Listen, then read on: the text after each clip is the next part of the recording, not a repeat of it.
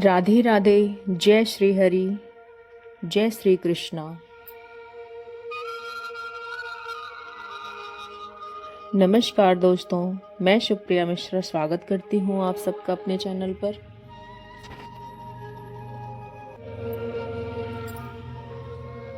आज हम कथा में 9वें अध्याय की तरफ बढ़ चुके हैं।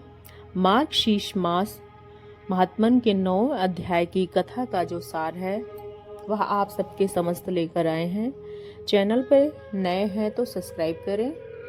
अगर आपने पिछले अध्याय की कथा को श्रवण नहीं किया है तो चैनल पे जाके देख सकते हैं।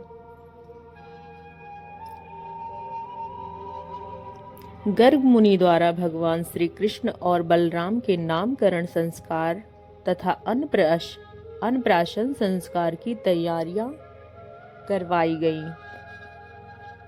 9वें अध्याय में गर्ग मुनि के आगमन से पिछले अध्याय में गर्ग मुनि नंद भवन पधारे थे, जहां पर यशोदा मैया ने उनका आदर सत्कार बहुत धूमधाम से किया। गर्ग मुनि ने नंद महाराज से और यशोदा रानी से भगवान श्री कृष्ण के विषय में बात की और उनके नामकरण विधि और अन्नप्राशन संस्कार का सुझाव दिया।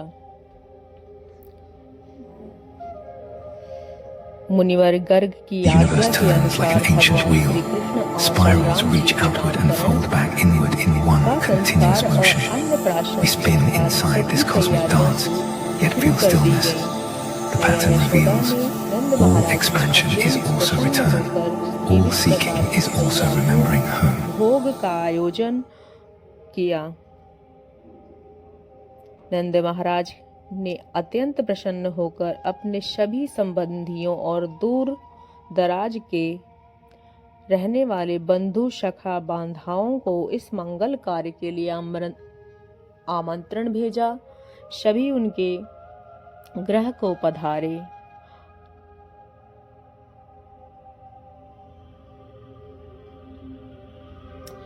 यशोदा मैया, नंद बाबा सब एक साथ बैठ के कथा पूजा को श्रवण किया। नामकरण की विधि आरंभ हुई। सभी अतिथि जब आ गए तब मुनि गर्ग ने श्री हरि को गोद में लेकर एकांत स्थान पर गए।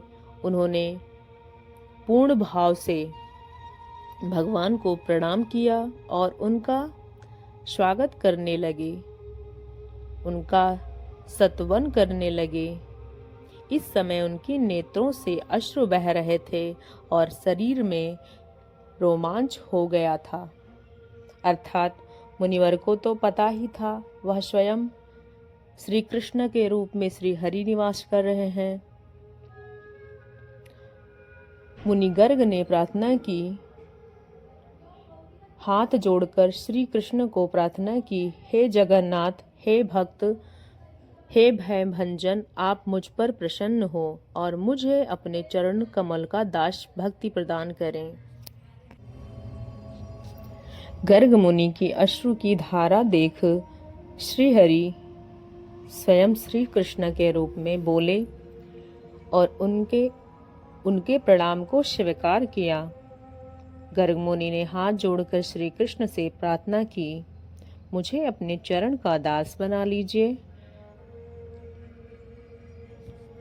यह अध्याय मुख्य रूप से बालकृष्ण के जीवन में महत्वपूर्ण संस्कारों की शुरुआत और गर्ग मुनि की भक्ति पर केंद्रित है।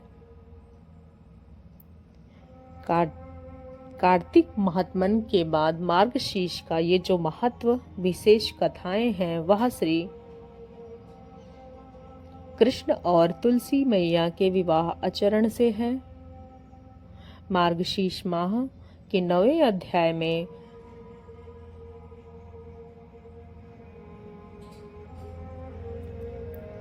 बाल कृष्ण रूप के जीवन की महत्व का वर्णन किया गया है। मार्गशीर्ष माह का 9वां अध्याय यहीं पे समाप्त होता है। 8वें अध्याय के साथ आप सबके समस्त पुनः उपस्थित होंगे। चैनल पे नए हैं तो सब्सक्राइब करें।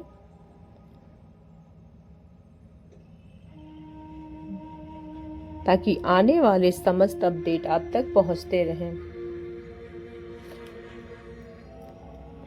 कहा गया है मार्गशीर्ष माह स्वयं भगवान श्री कृष्ण हरि को बहुत ही ज़्यादा प्रिय है। मार्गशीर्ष माह में पुरुषोत्तम मास कहा जाता है। माँ अन्नपूर्णा